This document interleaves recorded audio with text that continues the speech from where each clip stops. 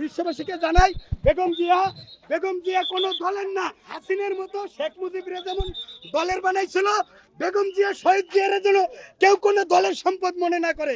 তারা দলমত নির্বিশেষে দেশের দশের বিশ্বের নেতা, তারা নেত্রী। ধন্যবাদ, আসসালামু আলাইকুম। যদি কেউ বেগম জিয়াকে শুধু বিএনপির সম্পদ মনে করে, তাহলে বিএনপির ক্ষতি হবে। কে মন থেকে ম্যাডামের জন্য ওই দেখেন চাপা চিপাই যাইয়া, একটু আফঠালে যাইয়া আমি মন থেকে দোয়া করছি যে দেশনেত্রী, গণতন্ত্রের মা, হ্যাঁ, দলমত নির্বিশেষে দেশের এবং জনগণের বিশ্বের অন্যতম নেত্রী বেগম খালেদা জিয়ার নাগরিক শোকসভায় নাগরিক টিভির মাধ্যমে পৃথিবীর বিশ্ববাসীকে, জিন ইনসান সকলকে মেসেজ দিতে চাই, বেগম জিয়ার জন্য আজকে অন্তর থেকে আমি দোয়া করছি।